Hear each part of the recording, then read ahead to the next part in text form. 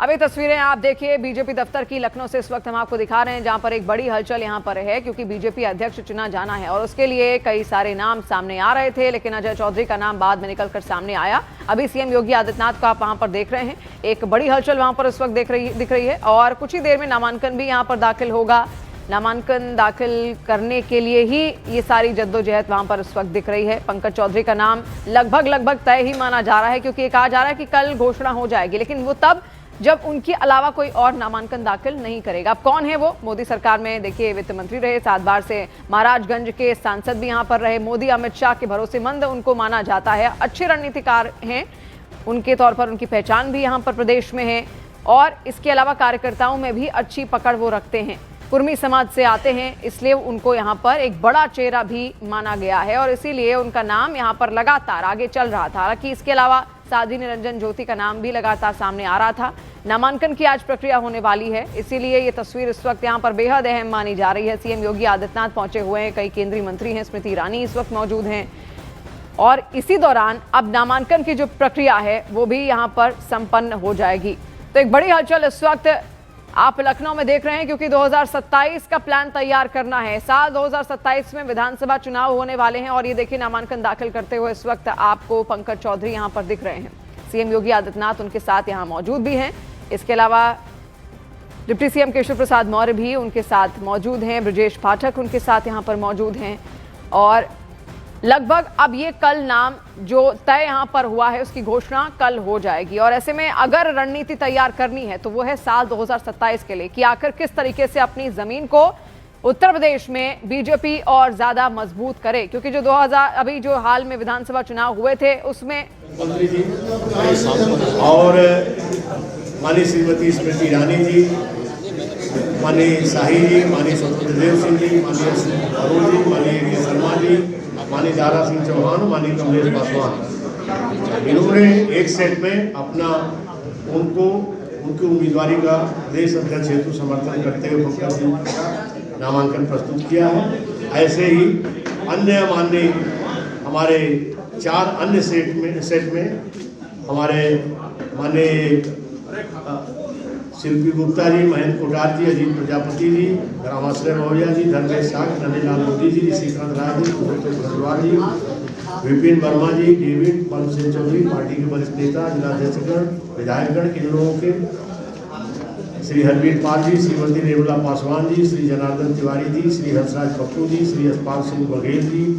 राजेंद्र प्रताप सिंह मोती सिंह जी, राम सूरत बिंद जी, संजय यादव जी, श्री पट्टू राम जी, श्री राजीव कुमार जी, माननीय विधायक, माननीय वरिष्ठ नेता,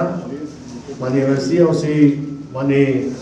हरीश गंगवार जी, श्रीमती ममता सिंह राजपूत जी, श्री अनु श्रीवास्तव जी, श्रीमती रेणुका सचान, श्री अजीत सिंह मोहम्मद, श्री विनोद राजभर, श्री अमरनाथ पटेल, श्री रवि सोनकर, श्री अनिल पारासर, श्री बावन सिंह,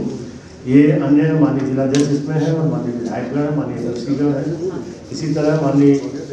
शीतल बिश्नोई जी, श्रीमती कविता मादरे जी, श्री हरिशंकर राजू यादव जी, श्री आनंद द्विवेदी जी, श्री राम सिंह वर्मा जी, श्री बम्बालाल दिवाकर जी, श्रीमती रचना श्रीवास्तव जी, श्री राजेश चौधरी जी, श्री अरुण पाठक जी, श्री घनश्याम चौहान जी, ये मैं इनमें माननीय विधायकगण और माननीय एमएलसी, माननीय जिलाध्यक्ष, सभी समाज के महत्वपूर्ण पार्टी कार्यकर्ताओं में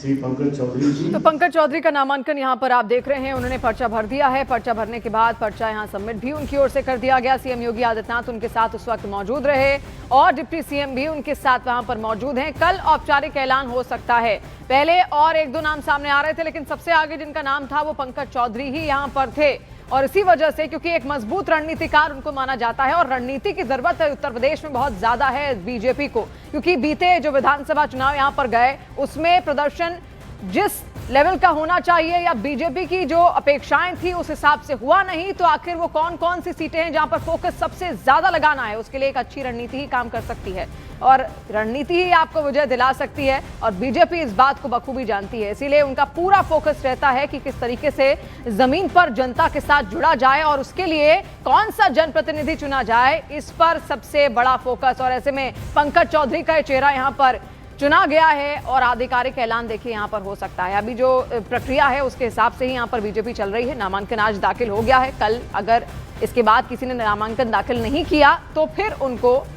यहाँ चुना जाएगा और औपचारिक ऐलान उनकी ओर से, बीजेपी की ओर से यहाँ पर कर दिया जाएगा और फिर जमीन तैयार होगी साल 2027 के विधानसभा चुनावों के लिए, जहां पर कैसे जो विरोधी हैं, जो विपक्ष है, उसको पटखनी देनी है, जमीन पर खुद को कैसे मजबूत करना है। अब तक की जो योजनाएं हैं वो लागू की गई हैं, जिस तरीके से लागू की गई हैं और जनता तक वो जैसे पहुंच रही हैं, उनको उसी तरीके से जनता के बीच में रखना, अपनी बातों को पहुंचाना, उसी के हिसाब से रणनीति तैयार करना, ये सबसे ज्यादा अहम होता है। इसीलिए आपने हमेशा देखा होगा, कहते हैं कि बीजेपी हमेशा चुनावी मोड में रहती है और ये बात बिल्कुल